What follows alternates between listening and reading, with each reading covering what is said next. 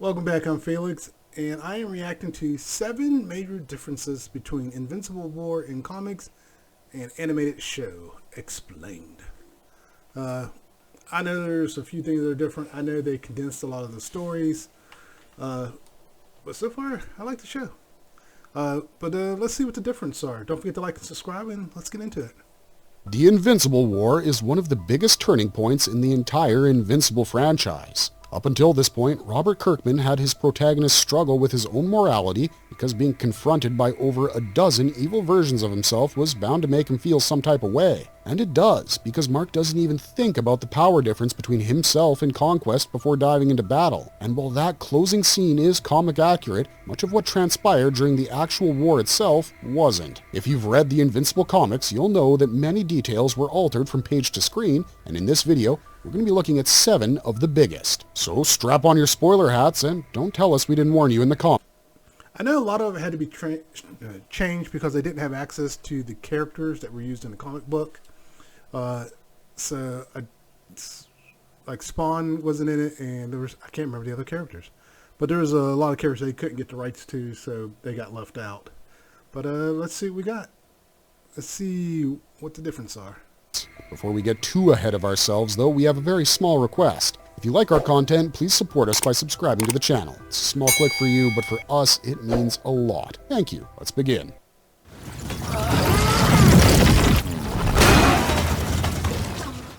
The Image Comics crossover was nowhere near as intense in the show. The Invincible War was the big Image Comics crossover event. Robert Kirkman penned it in such a way that every single character from his publisher's shared universe got a spot in it, and that's what made it feel like a big crossover event from Marvel or DC. That splash page of every Image Comics superhero charging to do battle with every single evil version of Mark Grayson is a major factor in why this war is so iconic. So while the show did a reasonably good job at making it feel big, it just never matched up to the actual scale depicted in the comics. We had teams like Young Blood and Dynamo 5 showing up to stop a single variant of Mark Grayson. Members of Prime Mark's short-lived supergroup, the Pact, Shadowhawk, Fire Breather, and Zephyr showed up for their teammate. We even had Witchblade taking on multiple Mark Graysons and Ultra getting a nice punch-in on Mustache Mark. Pitt killed an evil Invincible by himself, and while Cyberforce made it to the series, it just never felt quite like the crossover we got in the comics, despite arguably being shorter than the Amazon version. Let me see. I recognize some. I know. Oh my god, I forgot what his name. The dragon. Oh my god, I forgot his name. Anyway, Witchblade, Spawn. I've seen the guy in the red over here. This guy.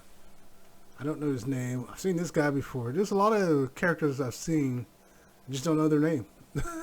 It's been so long since I've seen any of them or heard about them. Kirkman's original Invincible War embodied chaos by showing us several dead or severely injured superheroes we had intimate connections with. In contrast, the only person we had any connection with who died in the show was Rex Splode. We didn't even know many of the heroes on Brit's response team, which made Amazon's Invincible War feel a lot less impactful to us, but that doesn't mean it's all bad.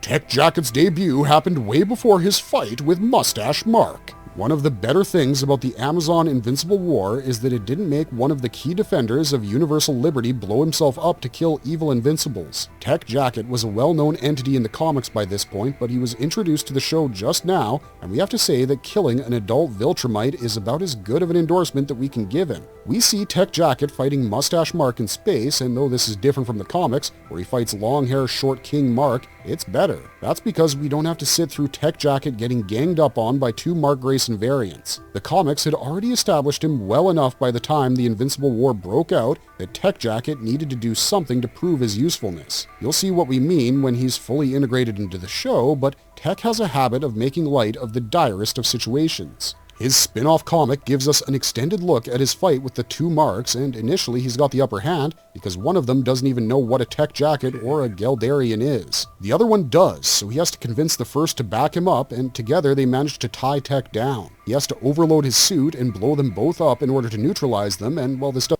Restaurant store. 30 chairs, non-squeak. Restaurant store. 15 non-wobbly tables. doesn't kill him, it does leave him in the ICU. Tech Jacket killing Mustache Mark all by himself proves that he can kill adult Viltrumites, which is extremely important for the story arc that's about to ensue. Having said that, let us now mention the one Image Comics character whose absence was felt the most. Not because he's important to Invincible, but because he's so synonymous with Image Comics itself. Oh, hold on. Tech Jacket, they were talking about, they thought they switched, the gender swap. And the images they were showing, it kind of looked like it. But the images he was showing, I'm now wondering if those original images were altered. Because he doesn't look as feminine as they in those other images. I'm thinking someone altered those images to stir up some conversation or get people talking. Yeah, I'm going with they altered those images. Because the ones he was using versus those other ones I saw do not look the same. Absence of Spawn. You could make the argument that without Spawn, there would be no Image Comics at all. He's by far their most successful intellectual property because he's been played by Michael Jai White, and he's set to be played by Jamie Foxx next. Spawn is like a combination of Ghost Rider and Venom doing Daredevil-like stuff because he's a man who made a deal with a demon and got a parasitic symbiote as his reward. Albert Simmons just wanted to see his wife, but instead, he had his memories wiped and was given the power to absorb others' souls and send them straight to hell. Spawn's occult nature is what drew many comic readers away from Marvel and DC and towards Image Comics in the 90s, so his inclusion in the Invincible War was a big deal. Not only that, Spawn was featured in one of its highlight moments, but because his character's rights are currently unavailable, he was absent from the Amazon Invincible War, and we don't know about you guys, but we certainly felt it. The only good thing about it was that it gave another Image Comics legend a much-deserved spotlight. Actually, 2 spotlights, considering he also fills in for another character that's missing from the show. Astounding Wolfman's increased role. In the comics, Astounding Wolfman is being held in the maximum security prison Mohawk Mark blows up. We see him trying to contain the prison break that follows, and he discourages Powerplex from doing anything stupid. In the show, we see that Powerplex doesn't really care about all that, he just wants revenge, and he gets it in a way by killing one of the evil Invincibles, something he refuses to do in the comics because he wants to bide his time. There was a thing someone put up, like the Invincible team versus Marvel team. You know, the Invincible team, they had Mark, they had Eve, they had Nolan, and they had Conquest. And, you know, some people, oh yeah, they'll just wipe the floor with them.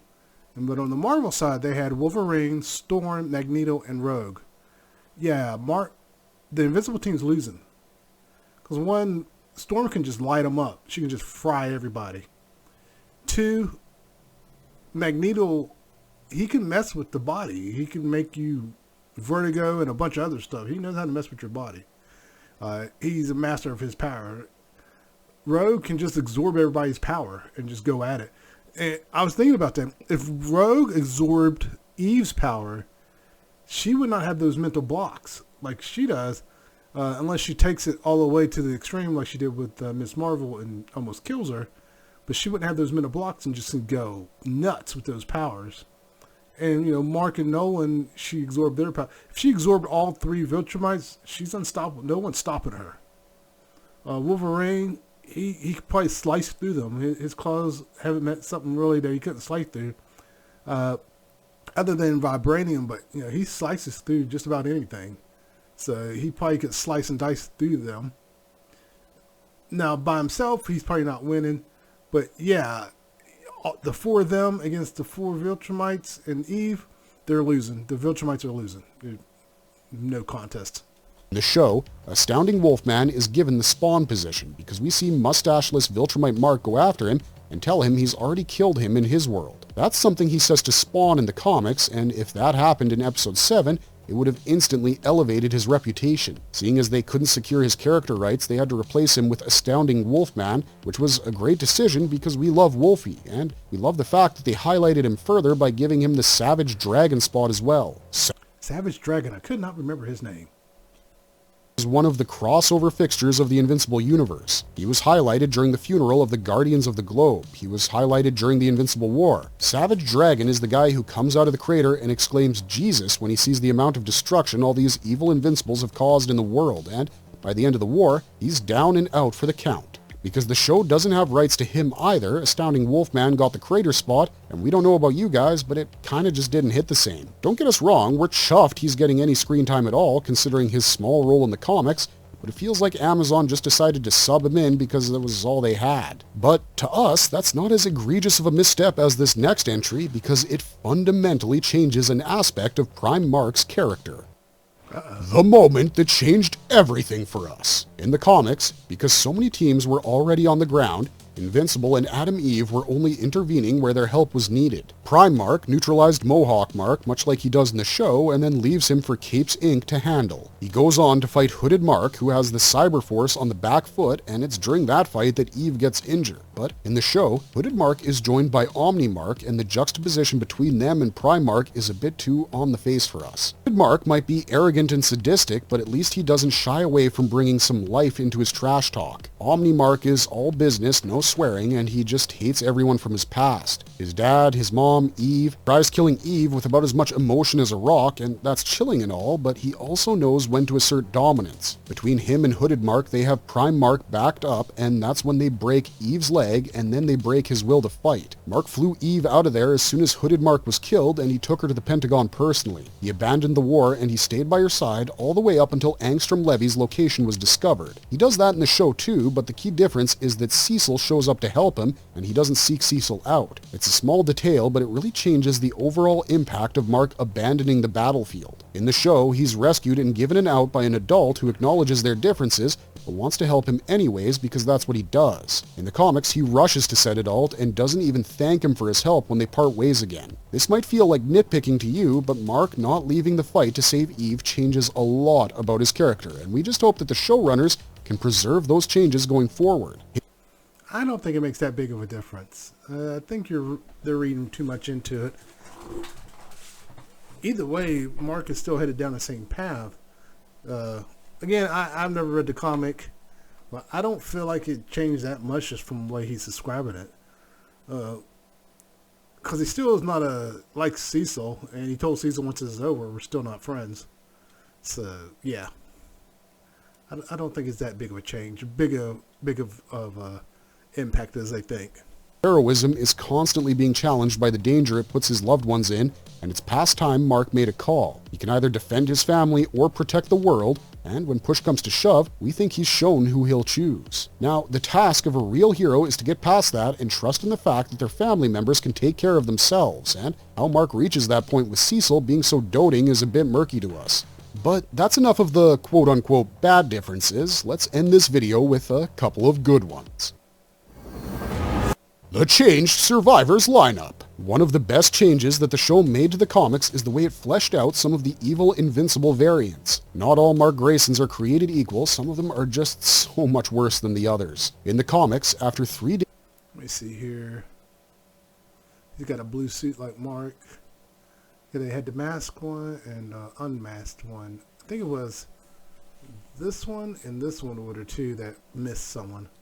Days of destruction, the 8 Invincibles that survive barely felt like distinct characters. Only about half of them get speaking lines during the war, and half that number ends up having narrative purpose going forward. But what we like about the show's final fight is that each Invincible in it feels like a distinct person, with distinct motivations and a hefty kill count of their own. The show simply switches out one of the blue and black suit variants with Omni Mark, and that makes all the difference in the world. When Omni Mark says he hates coming to his childhood home because it makes him want to kill his family all over again, you feel that in your soul. Black Mask Mark, who in the comics told Oliver he'd have to earn that Omni-Man symbol on his chest, in the show reminisces for his mom. He joined up with Angstrom to take Prime Debbie back to his dimension, which is mocked by the other evil Invincibles. When they all betray Angstrom, Prisoner Mark suggests they torture him instead of killing him, and Mohawk Mark says he likes this guy because that's exactly what he would have done, or rather will do. Just keep watching the show. When Angstrom sends the final 8 to the Wasteland dimension, we won't say we feel bad for them, but we will say that we feel a lot more of their plight than we did in the comics,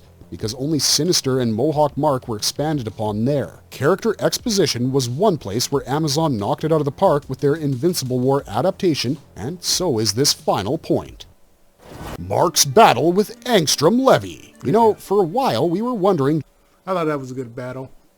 So I can't wait to see what his take is on it. Just how Amazon would direct the battle between Angstrom Levy and Prime Mark, because the runtime for a single Invincible episode is too long for what happens in the comics. There, they barely exchange a few blows before Mark has Levy at his mercy, and he manages to escape, leaving his arm as a souvenir. In the show, he and Mark have an extended battle sequence, and we were so happy that the latter's response to the former's abilities felt so natural yet logical. The comics don't really show us Invincible Prime struggling with Angstrom's dimensional powers when he chases him in the aftermath of the Invincible War. He kinda just beats him around and then Levy escapes. The show gives us his solution to preventing himself from being locked in another dimension, which is extremely precise body control. Being a Viltrumite, So it sounds like that's the advantage too. So it sounds like they got to expand on the fight basically, and that's the advantage of animating it or making it live action, that you can expand on some scenes and cut other scenes down. Because a lot of times when stuff gets adapted from book to movie or TV show or animation, things get changed, and not always for the better. But so far, from what I've heard, is that things have gotten changed for the better. And of course, there's some nitpicking here, like like you were saying with the Wolfman.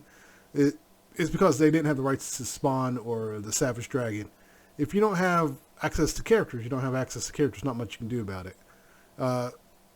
But overall, with fight scenes, it always seemed, I would say probably 80 to 90% of the time, when they get to do a fight scene, they can expand on it. They can do more with it, and it always comes out better.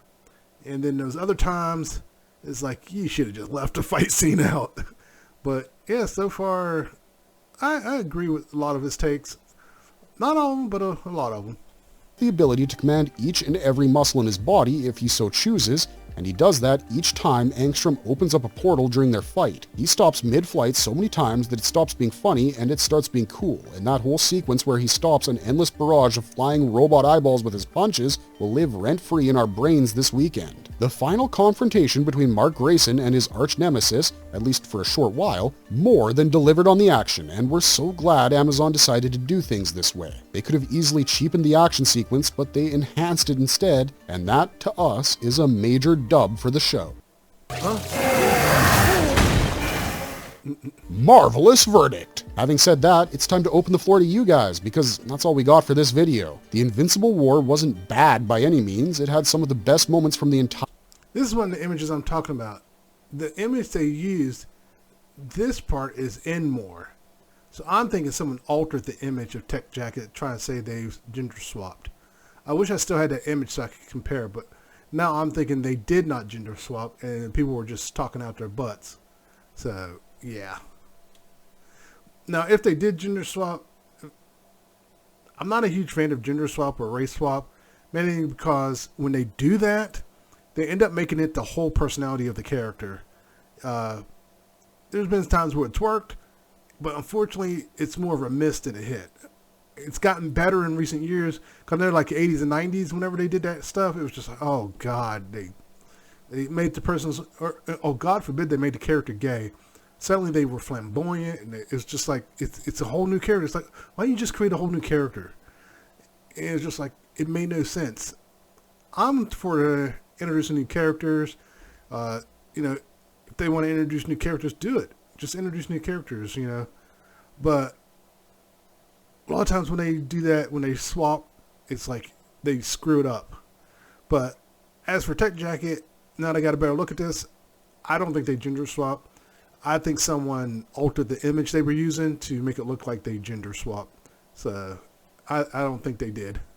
Entire animated series so far, but we'd be lying if we didn't say we missed that crossover feeling that issue 60 gave us when we were reading it, and some of these changes have permanent implications for the overall adaptation. So let us know your thoughts on all that in the comments down below, and don't forget to like, share, and subscribe for more Invincible content. We'll see you guys in the next one, so till then, stay safe and be the best. Okay.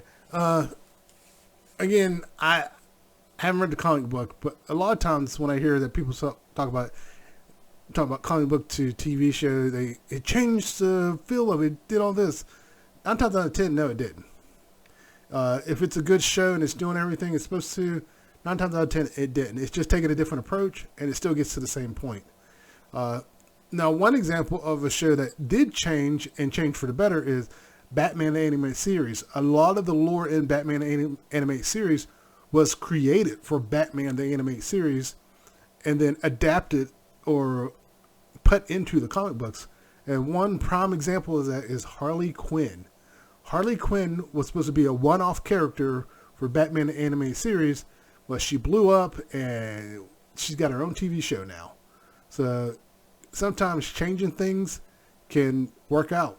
And like even like Mr. Freeze, the storyline of Mr. Freeze was changed for Batman the Animated Series versus the real story where I think he was just a criminal who something happened and he became Mr. Freeze. And so yeah, so the story, I did see where they kind of combined the two storylines of Mr. Freeze, the original and the Batman in the Animated Series, but sometimes change can be good and sometimes it can be bad. But overall, I liked it.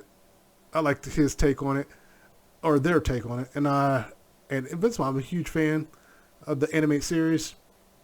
The same way I am of The Boys, and I've heard people talk about The Boys, talking about The Boys is not like the comic book, and because Jensen Ackles' character, I can't think of the character name, but like in the comic book, that character is a big wuss and a kiss ass. But so yeah, so there's a lot of change, and change, like I said, right there's no example of change for the better. So yeah, The Boys changed for the better. So if they can change it for the better to where they make a better story, hey, I'm for it if it's a better story. A bad example is Halo. They changed the Halo story and oh wow. It's funny, not since Invincible, I really haven't brought up Halo, but every time I talk about Invincible, I bring up Halo now. So, because yeah, it's just, I played Halo when it first came out, and TV show, everyone's excited, and then it's like, what is this? But, like I said, I'll leave a link. You can go back and rewatch it. Don't forget to like and subscribe, and everyone take care. Later.